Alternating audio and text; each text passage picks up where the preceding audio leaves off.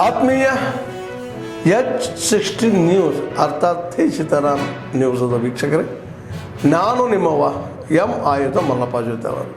ತಾವು ಈಗ ಸುದ್ದಿಗಳ ಲೋಕಕ್ಕೆ ಎಂಟ್ರಿ ಹೊಡಿತಾ ಇದ್ದೀರಿ.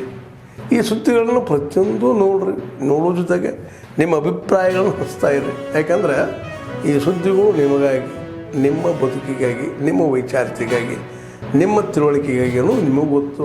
ಜೊತೆಗೆ ನಮಗೂ ನಿಮ್ಮೊಂದಿಗೆ ಇದೊಂದು ಮಾತಾಡುವಂಥ ಜೊತೆಗೆ ಸುದ್ದಿಗಳನ್ನು ಬಿಡುವಂಥ ಕೆಲಸ.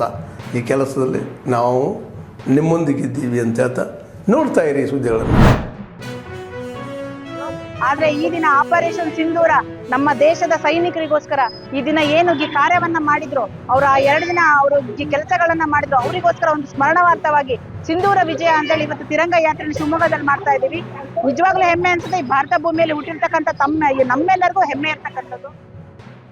ಯಾರಿಗೂ ಬೇರೆ ಅಮಾಯಕರನ್ನ ಸಾಯಿಸ್ತೇನೆ ಯುದ್ಧ ಮಾಡಿ ಸೈನಿಕರು ಸುಮ್ಮನೆ ಪ್ರಾಣ ಅವ್ರು ತೆರೆದೇನೆ ಸರಿಯಾದ ಜಾಗಕ್ಕೆ ಅವರಿಗೆ ಹೊಡೆದು ಒಂದು ಸಕ್ಸಸ್ಫುಲ್ ಆಗಿ ಒಂದು ಆಪರೇಷನ್ ಮುಗಿಸಿದ್ದಾರೆ.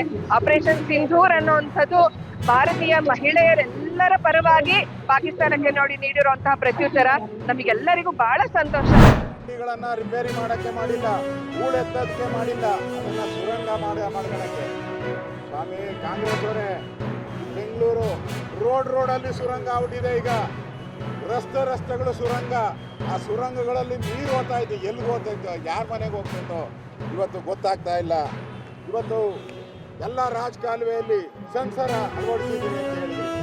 ಎಲ್ಲಪ್ಪ ಸೆನ್ಸರ್ ಕೆಲಸ ಮಾಡಿದ್ದೀವಿ. ಮಾಹಿತಿ ಬಂದ್ಬಿಡುತ್ತಂತೆ, ರೈಸ್ ಆದ ತಕ್ಷಣ ಮಾಹಿತಿ ಬರ್ತದಂತೆ. ಇಮಿಡಿಯೇಟ್ ಆಗಿ ಟ್ರ್ಯಾಕ್ ಮಾಡಿಬಿಟ್ಟು ಅಲ್ಲಿ ಬಂದ್ಬಿಟ್ಟು ನೀರನ್ನೆಲ್ಲ ಎಳೆದಾಕ್ಬಿಡ್ತಾರೆ. ಎಲ್ಲಪ್ಪ ನಿನ್ನ ಸೆನ್ಸರು. ಈ ಸಿಲ್ಕ್ ಬೋರ್ಡ್ ಪ್ರವಾಹದ್ದು ಕಳೆದ ಬಾರಿನೂ ಆಗಿತ್ತು. ಅವ್ನು ಬಿಲ್ ಕೊಡ್ದಿರೋ ಕೆಲಸನೇ ಮಾಡಲಿಲ್ಲ. ಇಲ್ಲಿ ಆ ಪರಿಸ್ಥಿತಿ ಇವತ್ತು ನೋಡ್ತಾ ಇದ್ದೀವಿ.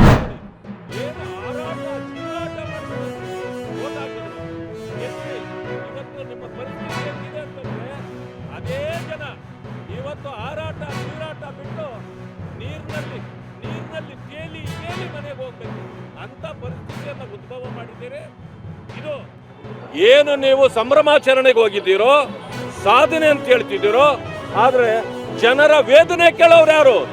ನೀವು ಮಾಡ್ತಿರೋದು ಸಾಧನೆ ಸಮಾವೇಶ ಅಲ್ಲ, ಇದು ಜನರ ವೇದನೆಯ ಸಮಾವೇಶ ಮಾಡಲಿಕ್ಕೆ. ಅವರ ಬಗ್ಗೆ ನಿಮಗೆ ಅನುಕಂಪ ಇಲ್ಲ, ನಿಮಗೆ ಸಾಧನೆ ಬರ್ತದೆ ಎನ್ನುವಂತ ಡಿಸ್ಪ್ಲೇ ಇರ್ಬೋದು. ಈ ರೀತಿ ಪ್ರಯಾಣಿಕರಿಗೆ ಅನುಕೂಲ ಆಗ್ತಕ್ಕಂಥ ಎಲ್ಲ ವ್ಯವಸ್ಥೆಯನ್ನ ಇಲ್ಲಿ ಮಾಡಲಾಗಿದೆ. 22ನೇ ತಾರೀಕು ದೇಶದ ಪ್ರಧಾನಿ ನರೇಂದ್ರ ಮೋದಿ ಅವರು ದೇಶದಾದ್ಯಂತ ಈ ರೀತಿ ಅಮೃತ ಭಾರತ ಯೋಜನೆ ಕೆಳಗಡೆ ನಿರ್ಮಾಣವಾದಂಥ ರೈಲು ನಿಲ್ದಾಣಗಳನ್ನು ಲೋಕಾರ್ಪಣೆ ಮಾಡೋರಿದ್ದಾರೆ. ಅದೇ ದಿನ ನಾವು ಬೆಳಗ್ಗೆ 9:00 ಸಾಂಸ್ಕೃತಿಕ ಕಾರ್ಯಕ್ರಮಗಳನ್ನು ಮತ್ತು ಸ್ಥಳೀಯ ಜನರ ಜೊತೆಗೆ ಕಾರ್ಯಕ್ರಮವನ್ನು ಮಾಡಿ 11 ಗಂಟೆಗೆ ವರ್ಚುವಲ್ ಸಭೆ ಮೂಲಕ ನಾವು ನರೇಂದ್ರ ಮೋದಿ ಅವರನ್ನ ಸೇರ್ತೀವಿ. ಆತ್ಮೀಯರೇ, ಎಲ್ಲ ಸುದ್ದಿಗಳನ್ನು ನೋಡಿದ್ರಲ್ಲ, ಏನು ಅನಿಸ್ತು ನಿಮಗೆ?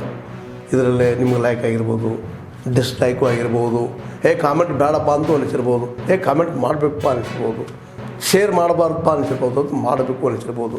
ಏನಾದರೂ ಆಗಲಿ ಶೇರ್ ಮಾಡ್ತಾಯಿರಿ, ಈ ನ್ಯೂಸ್ಗಳನ್ನ ಹಂಚ್ತಾ ಇರಿ, ಜೊತೆಗೆ ಇದಕ್ಕೆ ಸಬ್ಸ್ಕ್ರೈಬ್ ಆಗ್ತಾಯಿರಿ ಅಂತ ಹೇಳ್ತಾ H16 ನ್ಯೂಸ್ ಅರ್ಥಾತ್ ಸೀತಾರಾಮ್, ಇದು ಸತ್ಯದ ಕೈಗೆ ನಡಿ. ವಂದನೆಗಳು.